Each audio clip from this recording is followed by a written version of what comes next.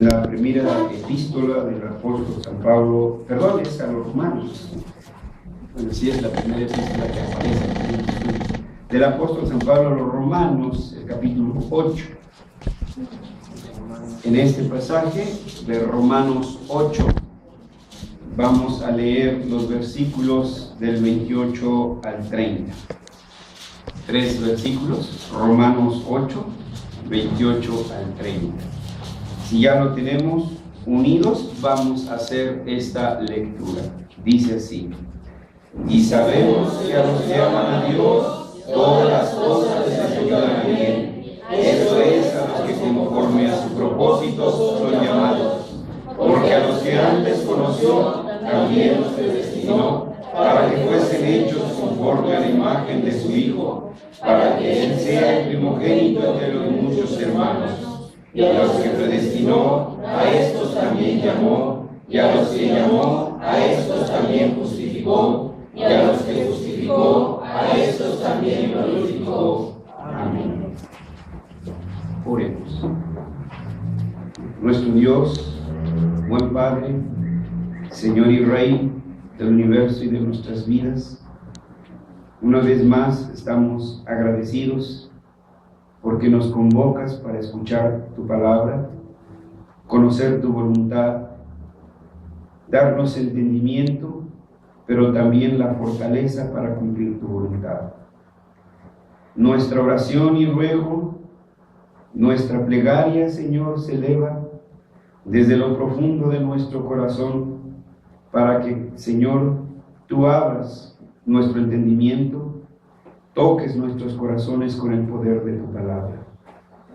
Que seamos conmovidos, Señor, hasta las fibras de nuestro ser, lo más íntimo de nuestras vidas. Que tu Espíritu Santo, usando tu palabra, traiga refrigerio, bálsamo a nuestras almas, sentido y orientación a nuestras vidas, deseos y retos, Señor, para vivir nuestra vida como seres que hemos nacido de nuevo, como ciudadanos de tu reino. Por Jesús oramos. Amén.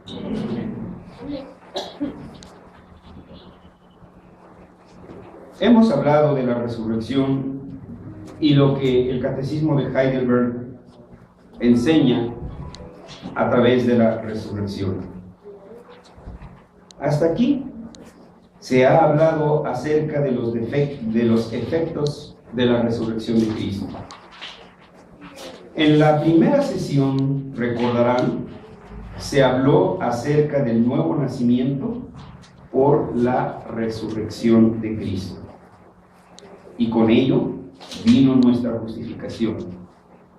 En el segundo tema también, lo tendrán presente, hablamos de la relación entre la resurrección y nuestra santificación. Que la resurrección de Cristo trajo como consecuencia nuestra santificación y explicamos en qué consistía esta. Pero eso no es todo lo que debemos conocer. Falta llegar al final, y esto es la glorificación, según acabamos de leer en el pasaje. Y a los que predestinó, a estos también llamó, y a los que llamó, a estos también justificó, y a los que justificó, a estos también glorificó. Hay discusión entre los teólogos sobre la exégesis de este pasaje, que si este pasaje habla del ordo salutis, término latino para decir orden de salvación, o que si este pasaje simplemente habla de los elementos de la salvación. Sea cual fuere, la razón aquí es que sí están aquí mencionadas estas cosas: la justificación, el llamamiento, la elección, etc.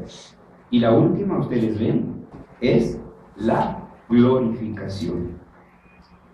Esto, yo sé, hermanos, es algo difícil de entender para nosotros, porque hemos sido entrenados con una cultura analítica, una cultura que depende mucho de un orden lógico, establecido por una cultura caída, la cultura helénica. Acostumbrados a razonar de esa manera, es harto difícil para nosotros entender esto de que la glorificación. Porque nosotros mismos somos testigos, ya que, por una parte, aunque santificados, ustedes lo saben, yo lo sé, seguimos pecando. Mañana, tarde y noche. ¿Cómo explicamos entonces esto? Además, experimentamos para nuestra propia consternación que la muerte está muy presente en la vida. Somos testigos presenciales de la muerte. Nuestros seres queridos mueren y los extrañamos mucho. Seguimos añorando su presencia entre nosotros. Recordamos sus cosas y sus frases. Y a veces hasta las lágrimas asoman a nuestros ojos. No lo entiendo entonces. Nuestra propia vida, la suya, la mía, ustedes lo saben, avanza. Dice muy jocosamente uno de nuestros ancianos, no de aquí, de otra iglesia. No es lo mismo los 3 mosqueteros que 20 años después. Ya nos duele a algunos muchas cosas, por no decir casi todo. ¿Y qué decir de las enfermedades, hermanos? Nos asedian. Algunos ya fuimos declarados con enfermedades irreversibles y que cargaremos con ellas como Pablo su aguijón. Y lo sentimos y lo sabemos. Estas enfermedades nos debilitan. Y sabemos que nos van a seguir debilitando hasta que llegará un día, como dice el médico que me trata, el cuerpo da de sí. Nuestro cuerpo dará de sí y llegaremos a la tumba. Esto también es un momento angustioso y desesperante. Qué poco tiempo tuvimos de disfrutar el amor y la amistad de nuestro hermano el locutor, ¿se acuerdan? Y pronto tuvimos que llorar su ausencia. Aún algunos de nosotros recordamos sus lugares vacíos. Y eso es una realidad. Sin embargo, nuestro Dios, amada Iglesia de Jesucristo, rebaño del Maestro, puedo asegurarles, por el testimonio del Espíritu y de su palabra, que Él no nos ha ni engañado ni desilusionado por causa del pecado que aún permanece en nosotros a pesar de nuestra regeneración. Tampoco, mis amados hermanos, nos debemos desanimar al ver las interminables filas de lápidas en un cementerio, y entre ellas muchas pertenecen a nuestros hermanos. Pero tengan esto presente: Jesucristo triunfó completamente sobre el pecado en la cruz del Calvario. Incluyó allí nuestro pecado. Y hemos sido librados de una vez y para siempre de aquella horrible sentencia que dice: porque la paga del pecado es la muerte. Pero no lo entiendo. Si la paga del pecado es la muerte, ¿por qué tengo que morir? ¿Por qué sigue habiendo muertos? Entre nuestros hermanos pentecostales, que es que hasta dones de sanidad tienen. Y de todas maneras hay hermanos pentecostales en los cementerios. ¿Cómo conciliamos esto, hermanos? Porque tampoco podemos negar que los cristianos se siguen muriendo, que sus cuerpos son colocados en el féretro, que sufren descomposición. Algunos de ellos ya no están con nosotros. Repito, los seguimos extrañando. No es posible que nos olvidemos de ellos. No es posible que los borremos de nuestra memoria. No es posible destallarlos de nuestro corazón. Los seguimos amando y los seguimos extrañando. ¿Qué haremos, pues, hermanos? Pero téngase presente esto, que el entierro no es el final de la historia. Esto que quede grabado en nosotros. El entierro no es el final de la historia. Tampoco lo es el hecho de que las almas de nuestros seres queridos estén ahora. Sí, ahora y ya. Porque Dios no miente. Le dijo a aquel ladrón arrepentido: hoy mismo estarás conmigo en el paraíso. En el instante mismo que nuestros seres queridos murieron, estuvieron en la presencia de Dios, y eso es una realidad. Pero tampoco ese es el final.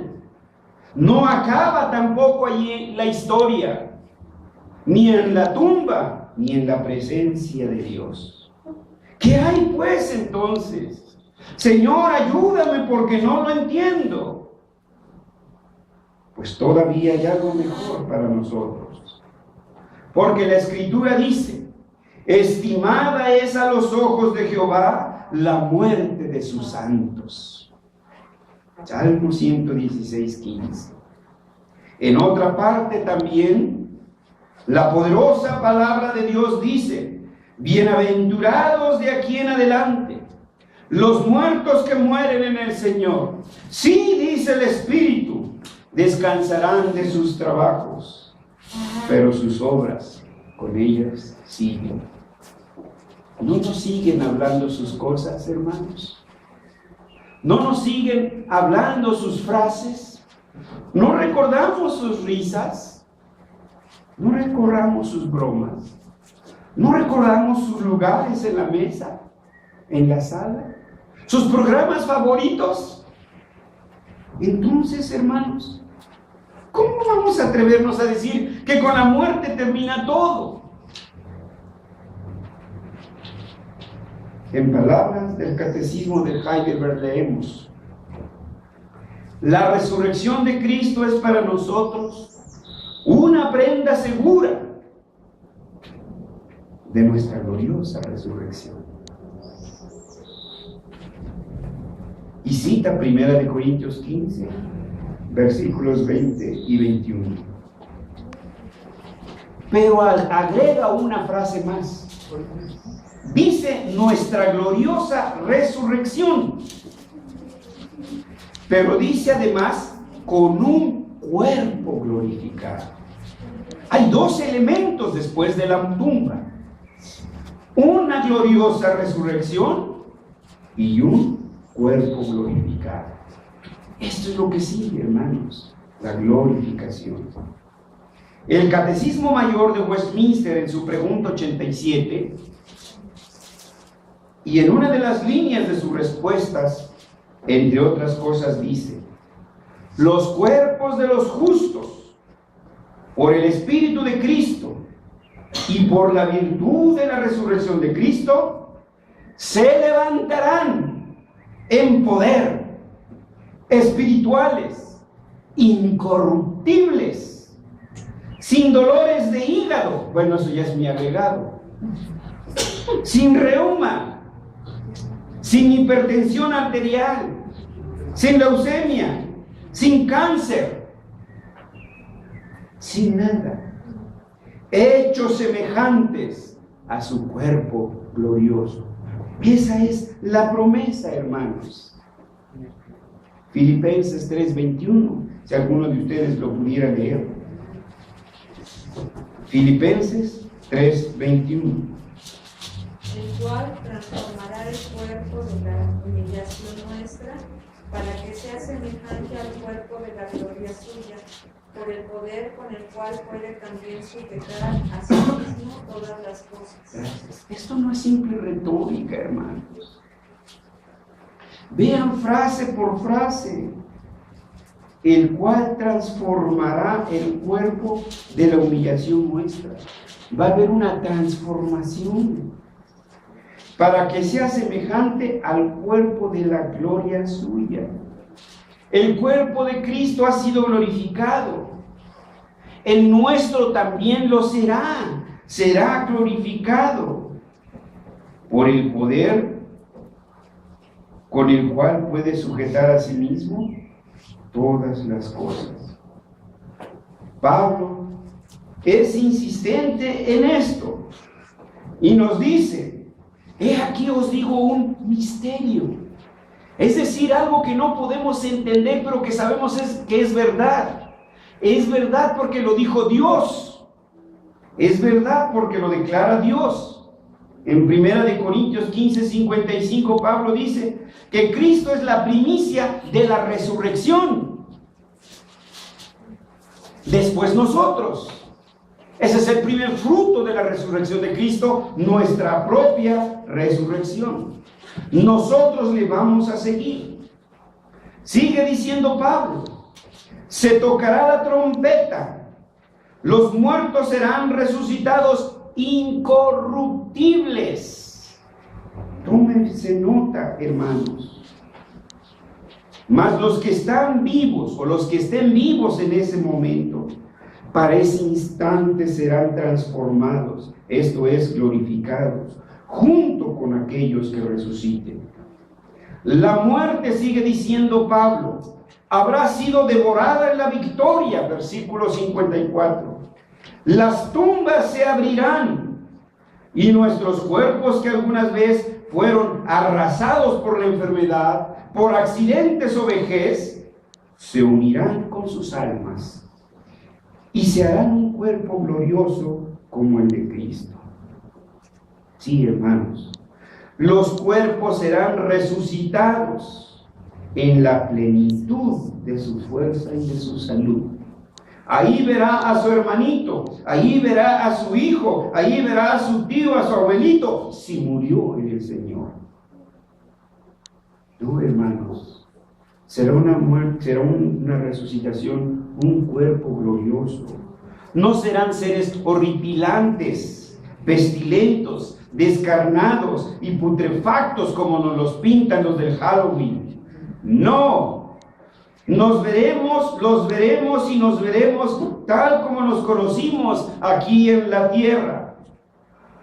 Luego vendrá la perfección y la alegría gloriosa en la presencia de nuestro Dios y Creador por siempre y para siempre. ¿Dónde está entonces, oh muerte, tu aguijón? Por eso, hermanos, para concluir esta disertación hoy, no vivamos más afligidos ni preocupados.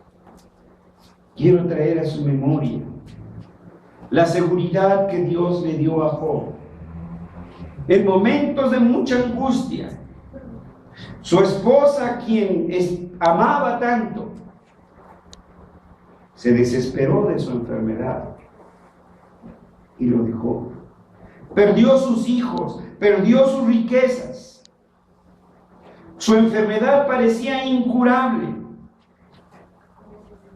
Job y su desesperada situación no era para nada envidiable, casi al borde de la muerte, y aún así el Señor lo fortaleció para decir estas palabras que quedaron selladas por el Espíritu Santo en su palabra escrita. Yo sé que mi Redentor vive y al fin se levantará sobre el polvo, me levantaré sobre el polvo, y después de deshecha está mi piel, en mi carne, con mis ojos, he de ver a Dios, al cual veré por mí mismo, y mis ojos lo verán, y no otro. Y miren con qué termina la frase Job. Aunque mi corazón desfallece dentro de mí. Enfermos que agonizan de dolor, piden la muerte a gritos. Señor, llévame contigo. Señor, quítame ya la vida. Es la desesperación, hermanos. Son los efectos del pecado. Fueron las frases angustiantes de nuestro Señor, Elí, Elí, lama sabactani, que no tienen comparativo con el dolor que sentimos nosotros los humanos. Pero aún así, nuestro Señor tuvo fuerzas para decir, consumatum et, consumado es. Tuvo fuerzas para decir, Padre, en tus manos entrego mi espíritu. ¿Por qué entonces nosotros hemos de desfallecer? Cuando mueren nuestros seres queridos, cuando están enfermos, las angustias que nos llegan hasta el tuétano de nuestros huesos. Pero aquí está la fortaleza. Sí, hermanos, nunca hemos visto una resurrección de los muertos. Yo no creo que ustedes. Algunos carismáticos dicen que sí. Pero esto no es asunto de si viste o no. Dice Pablo, por fe andamos, no por vista. Téngalo muy claro. La fe acepta lo que el Señor ha dicho. Considera que el mismo Jesús que resucitó el domingo de Pascua es el mismo Jesús que nos va a resucitar. Y sabe que desde su resurrección de Jesús, este fue un triunfo claro sobre la muerte, un triunfo claro sobre el pecado que causó la muerte. Por ello, yo estoy seguro de que hoy he sido justificado ante los ojos de Dios. Y usted también. Y espero que también usted tenga esa seguridad, que eso es lo que debe de ser más importante. Nuestro Señor les dijo, no teman a sus discípulos por los que pueden, porque les matan el cuerpo. Más bien tengan miedo por aquel que los puede echar al infierno. Y ese es Dios. Y nosotros, habiendo sido justificados por la muerte de Jesucristo, no probaremos el infierno, ni sabremos qué será eso. Por ello, yo estoy seguro de mi justificación. También estoy seguro del proceso de mi santificación. Yo quisiera ya dejar de pecar. Mis palabras son las mismas palabras del apóstol Pablo, porque el bien que quiero hacer no hago. Pero yo sé que el Señor en su misericordia, día a día me va perfeccionando hasta ese momento glorioso. Porque la Escritura así lo dice. El que comenzó la obra en mí, la perfeccionará. Marchemos por esa carrera. Sigamos entonces esa carrera. Y ahora, hermanos, sé que seré,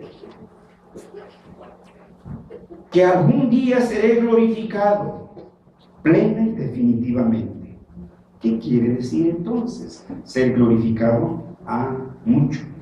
1. Ya no habrá rastros de pecado en mi vida.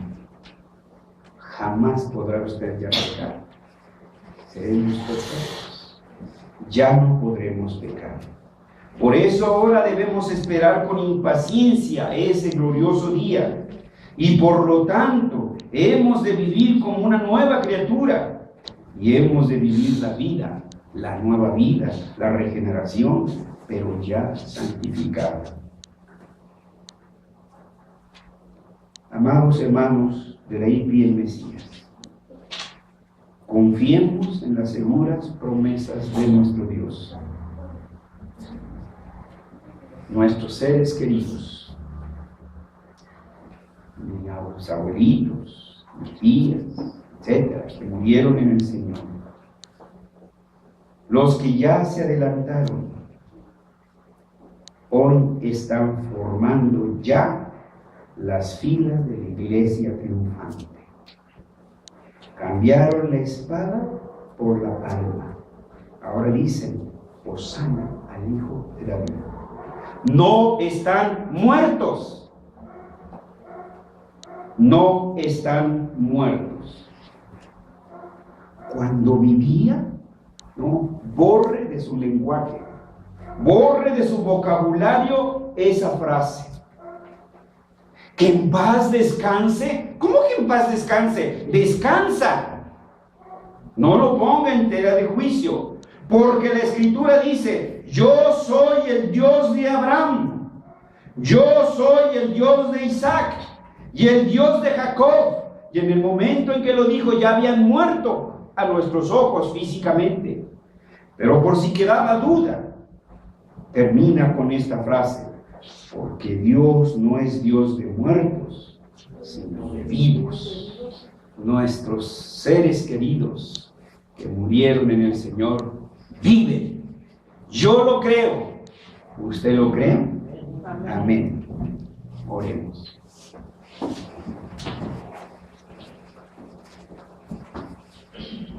Gracias, Señor. Has traído bálsamo a nuestro angustiado corazón. Es una carga pesada cuando viene a nuestra memoria la imagen de nuestros seres queridos. El beso que no le dimos, el abrazo que no le dimos, Señor, pesa sobre nuestro pecho. Pero gracias, Señor, porque nos das el consuelo. Primero, que están contigo, disfrutando tu presencia. Segundo, que los volveremos a ver. Que los veremos cara a cara, Señor. Gracias por la gloriosa resurrección de Cristo, por la gloriosa resurrección de nuestros seres queridos y de la nuestra propia. Trae paz y refrigerio a nuestro corazón. Trae bálsamo y consuelo a nuestras vidas y el de nuestros hermanos, que ahora sufren la angustia de un ser querido en enfermedad difícil. De nuestros hermanos que ahora sufren la angustia de que sus seres queridos han partido. Danos palabras a nosotros también para alentarnos, a ellos y a nosotros mismos. En Jesús te lo suplicamos. Amén. Amén.